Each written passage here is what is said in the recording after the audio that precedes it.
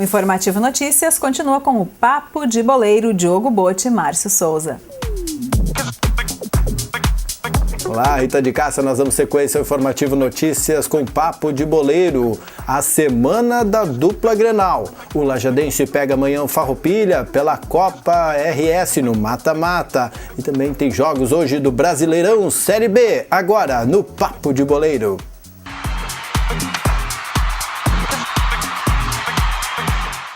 E o Lajadense começa a sua participação na Copa RS, agora fase mata-mata nesta quarta, jogo contra o Farroupilha, Diogo Botti. Farroupilha de Pelotas, né, Márcio? Depois da derrota em casa para o Santa Cruz, na Copa Sul Fronteira, agora o Lajadense encara a Copa Fernandão, né, homenagem da Federação Gaúcha de Futebol ao ídolo colorado, falecido em junho.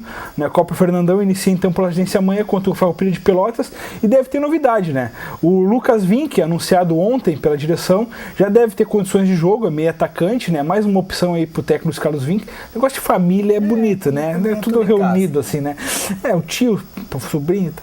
Aí o Lucas deve estar à disposição já para essa partida. Mais um acréscimo, né? O Lajadense vai ter que corrigir os seus erros. Teve muitos erros na partida contra o Santa Cruz, que acabou derrotado por 1-0. E vai ter que buscar alternativas a mais aí para quem sabe que sair de campo com a derrota. Essa competição que é mata-mata, como mesmo disse aí, perdendo em casa fica muito complicado recuperar, já que a segunda partida é lá em Pelotas. Bom, e se tiver a destreza do irmão Cláudio, bom para o Lajadense. Bom para o Lajadense. O Lucas, que é conhecido já do Luiz Carlos Vinck pelo próprio Passo Fundo, já, claro, junto a esse negócio de tio e sobrinho lá no Passo Fundo, e agora reeditam aqui. O Lucas, que é um bom jogador, assim, um jogador de velocidade, jogador mais agudo, né, meio atacante, gosta de fazer gols. Quem sabe possa acrescentar um pouco mais aí no ataque do Lajadense, que se mostrou bem lento na primeira partida contra o Santa Cruz. Diogo Botti, a gente sabe que os times europeus, principalmente, valorizam muito a questão do marketing, vende camiseta, que é um horror, tu que é um amante aí, um colecionador das camisetas. Vale a pena. Tem essa questão, na Europa, o que vende, na verdade, é a questão de um fato em si, por exemplo, um novo jogador, por exemplo, o Grêmio vai usar muito a imagem do Filipão para isso agora, nessa questão dessa reformulação agora do Grêmio, e o Inter usava bastante com Forlan, com a volta de alguns jogadores que eram expoentes, que faziam com que o marketing alavancasse, né, a venda de camiseta. O próprio Grêmio agora, com o Juliano, vendeu muitas camisetas, número 88, isso faz parte, né, faz parte da paixão. É isso aí, o Internacional lançou agora recentemente o seu novo uniforme, vamos dar uma olhada no making-off do lançamento deste uniforme, os atletas do Internacional já vestidos, uniforme 1, 2, 3 versões. O uniforme que estreou já no final de semana na Vitória do Santos. Esse deu sorte então, velho.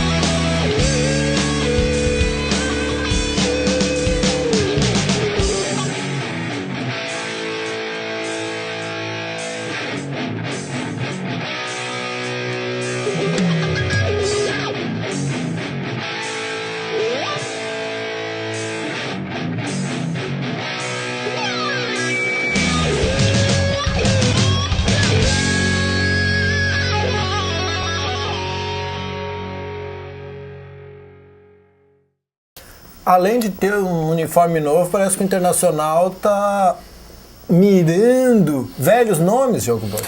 Faz parte, né, Márcio? O Inter ainda guarda a janela de transferências nacionais, se encerra agora em agosto, primeira quinzena ainda.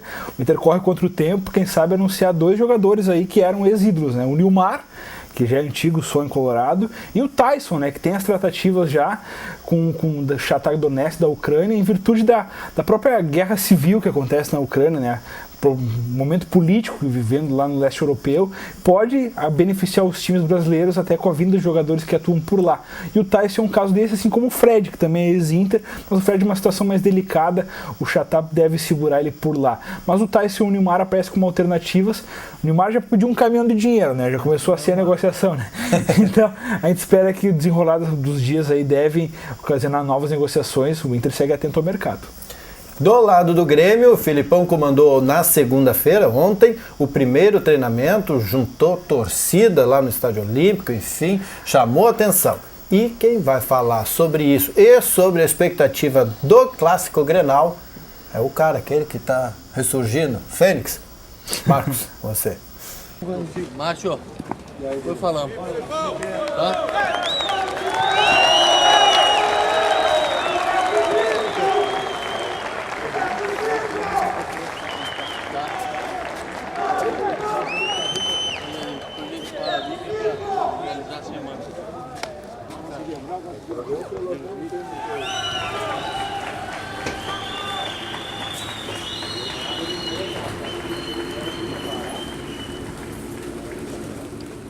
Barcos, numa segunda-feira, só mesmo o Filipão para conseguir tirar as pessoas de casa, ou sei lá, do trabalho, para vir aí prestigiar ele. E a gente conversou com alguns torcedores, né? Vem de 2 derrotas. O pessoal está muito na expectativa, já que o Filipão saiu de uma Copa do Mundo, de que o Grenal é uma Copa do Mundo para o Grêmio, como se fosse uma final. O que dizer para o torcedor? Você também pode pensar assim? Obviamente o Grenal é especial, né? É um jogo à parte de todo, de qualquer um. Então a gente vai enfrentar ele como tal. Sim, faz tempo que a gente não ganha, a gente sabe disso, é consciente e tem essa responsabilidade de ganhar o Grenal, né? Agora sim, o Inter também quer ganhar, então eu acho que vai ser um jogo bom, né? A gente vai ter que melhorar muitas coisas para tentar conseguir essa vitória. E aí, Diogo Botti, o Barcos diz que sim, temos muito que treinar, muito que aplicar durante essa semana nos treinamentos para poder colocar no Grenal e conseguir um resultado positivo. Se o problema era o ataque, o Barcos voltou a fazer gol, né? Agora o problema não está mais na frente. Então o Filipão precisa achar o lugar onde é que está sendo o buraco. Ao meu ver, ele está no meio campo, setor de contenção. Tanto que o Edinho não jogou nada contra o Vitória, que era a peça-chave ali, e deve ter o retorno do Ramiro agora para o Clássico Grenal. O treinamento dessa semana agora vai indicar o que o Filipão quer realmente do time do Grêmio. Esquema tático, como é que vai atuar os meias, se vai ter um atacante somente, vai ter os 3 meias vindo de trás.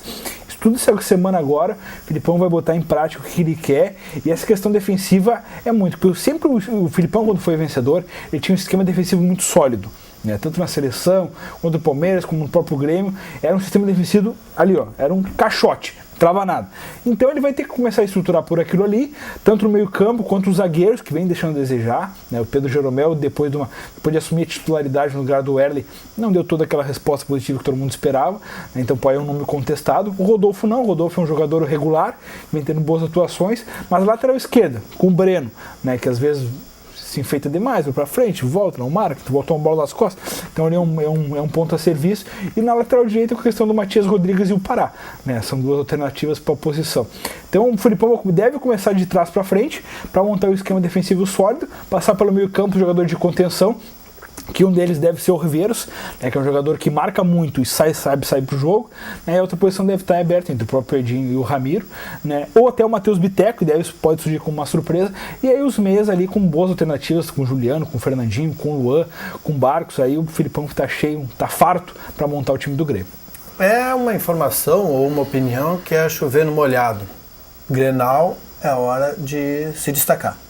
É verdade. Positivamente ou negativamente. Tem muitos são azarados. Tem alguém que está na hora de dizer, olha, vai meu filho, porque é agora. Tem. Ambos os lados. Dois lados. Assim. Ambos os lados. No Grêmio, eu acho que o Juliano ainda pode provar. Né? E nada melhor que um Grenal, depois pra desfazer o que o Renan falou, né? Que esse aqui é colorado, né? Então chegou a hora do Juliano provar que ele, apesar de ter bons momentos na sua estreia, no jogo seguinte, não vem conseguindo contribuir de forma ostensiva e de fazer realmente o que é a função dele dentro de campo. Né? O Juliano, pelo lado do Grêmio, eu acho que é um jogador que precisa se destacar, e o próprio Luan. O Luan, depois dessa passagem brilhante pela seleção brasileira, um jogador aí que não vem conseguindo atuar bem no Grêmio. Fez um bom primeiro tempo contra o Vitória, mas caiu muito no segundo, então é um jogador muito irregular, que precisa ter uma manutenção, precisa ter uma sequência de boas atuações para, quem sabe, ser aquela estrela mesmo que o Grêmio sempre quis ter. Do lado do Inter, jogadores como Alan Patrick, a gente sabe que é um jogador que a gente tem a dúvida ainda se vai atuar ou não, tem a questão do retorno do Arangues, né? Na zaga o Hernando está entrando, um jogador que precisa provar ainda, ao lado do Juan, foi contratado com uma boa reposição.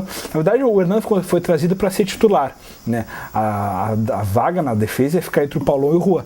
Só que não deu certo, o Hernando acabou no banco e os dois assumiram a titularidade. Então o Hernando que está entrando é um jogador que precisa provar alguma coisa, e no meio a questão do Alan Patrick, o próprio Rafael Moura, que é sempre contestado, tem sempre o que provar, apesar de estar vindo numa fase de gols. Bom, hoje é terça-feira. Terça-feira é dia de Série B. Série B. Rodada de hoje, então, 19h30, o teu Luverdense, Marçoso, tenta subir na tabela e enfrenta a Portuguesa a partir de agora, daqui a pouco, 19h30. E fechando a rodada dessa terça, às 21 horas, o Joinville recebe o Sampaio Correia, lá em Santa Catarina. Dia de subir posição, então. Em casa, né? Em casa, cara. Joguinho bom pra ganhar, né? Portuguesa dá um rebaixamento já. Nervosa. Bom, é isso aí. Daqui a pouco, então, tem Luverdense. Aí amanhã a gente lê lá 3-0 pro Portuguesa. Não roga praga. Até amanhã pra você.